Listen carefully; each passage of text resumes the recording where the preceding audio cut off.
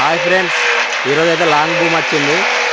మేము మా నూతిలో పూటగా తీపిస్తున్నాం. చూడండి, లాంగ్ బూమ్తో తీపిస్తున్నాము. చిన్న బూమ్తోనే అందదు కాబట్టి లాంగ్ బూమ్ తెప్పించి దాంతో పూటగా తీపిస్తున్నాము. ఈ పూటకైతే బాగా రోజులు అవుతుంది ఫ్రెండ్స్. ఎంత అంటే దాదాపు మ్యాక్సిమము ఒక 10 సంవత్సరాల నుంచి ఈ పూటగా తీయించలేము మేము. చూడు ఎంత నిండిందో మట్టి. సైడ్లకు ప్రతి సంవత్సరం వర్షాలు ఎక్కువ ఇట్లా సైడ్లకు మొత్తం ధరలన్నీ కూలి మట్టి అంతా జమ అయింది బాగా. దీనివల్ల ఊటలు బాగా తక్కువ అయిపోయినాయి. నీళ్ళు అసలే సరిపోతలేవు.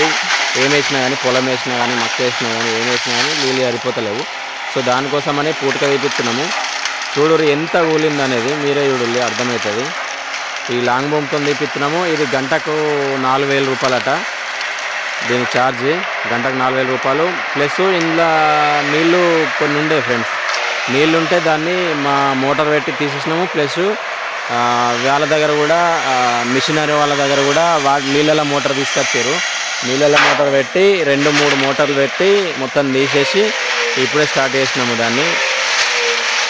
3 మోటార్లు పెట్టినా కానీ ఫ్రెండ్స్ ఇది ఏంటంటే మొత్తం నీళ్ళు తీసేయలేకపోయింది. ఎందుకనంటే మట్టి ఉంటుంది కదా, కింద మట్టి ఉండడం వల్ల ఏమవుతుందనంటే ఆ మోటార్లు ఫుట్బాల్ దగ్గర మట్టి ఇరికి నీళ్ళు అనేది గుంజుతలేదు. అందుకోసమని కొన్ని ఆగిపోయినాయి అట్లానే నీళ్ళు. సరే అని తీసేస్తున్నాం పూటిగా.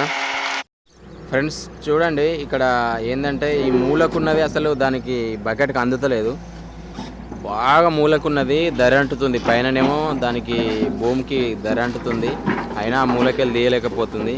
ఈ ఆ మూలది అట్లనే ఇడిచిపెట్టుడు అవుతుంది అనుకుంటా దాదాపు. ఫ్రెండ్స్ ఇప్పుడు నూతిల నీళ్ళు బాగా జమ అయిపోయినాయి. ఎందుకనంటే పంటలు ఏం లేవు కదా, పారకాలు ఏం లేవు పారిచ్చేటి, నీళ్ళు పారిచ్చేటి. సో అందుకోసం బాగా ఫిలప్ అవట్లా.